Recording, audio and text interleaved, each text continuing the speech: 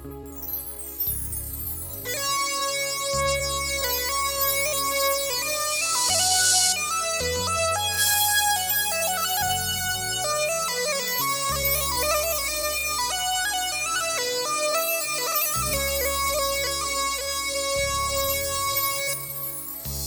دانه يا دانه ويا دانه دانه،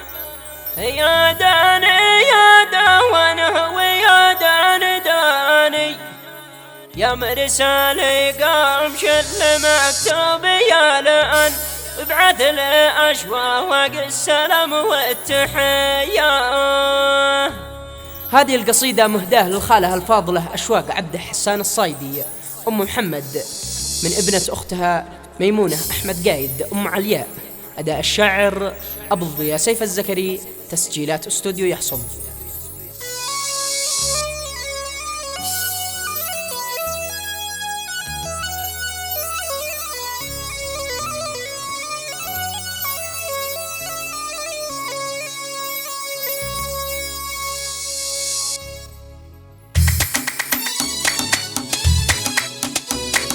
يا من على شانك وحكمت لقمة ندعوك يا ربي بخير الدعية، من خلقت الكون والإنس والجن، يا من بك توكل وفيك الرجية، يا من بعثت الدين في كل الأديان، ابعث لنا الخيرات منك طرية، مرسالي قامش المكتوب يلان وابعث لنا أشواق السلام والتحية، للشاعر أشواق بنت عبده حسن بنت الأصالة الشاعر الهاشمية، شوف ما كان دور عليها اينما كان في ذا السفر عزت حبير الأبية، بالإبا في القاعدة غرب بعد قلعت بني حسن بالفودعية، صلاها شاكري كثير الف وطنا واهدي لها من طيب أحسن هدية.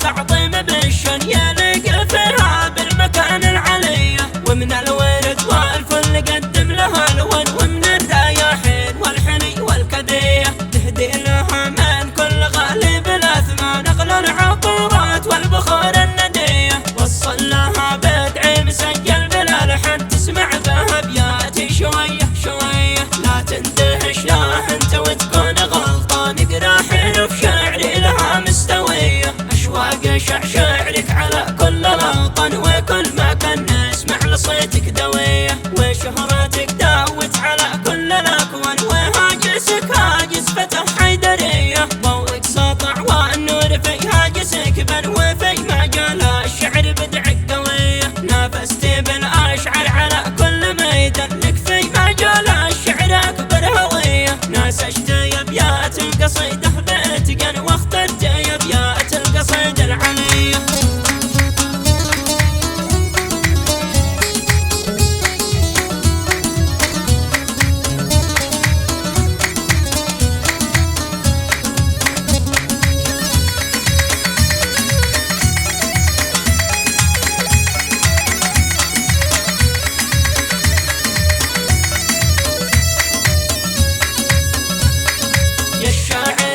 أشواق في الشعر كافن بداهاتك من شاعره عبقرية، خالتي أهديك سلامي والأخوة نصرة بني حسن كامل سوية، ومن جميع الأهل أولاد جبرا وكلهم أوصف سلامك وصية، من أم عليا خص ومن زوجها كان كاتب حروف البدع وما تحتويه، إبداع في شعرك ونظمك والأوزان يحميك ربي ويحفظك يا صبية، والعفو لو قصرت ما كنت وافيا وابياتي لو نقصت وما هي وفيه.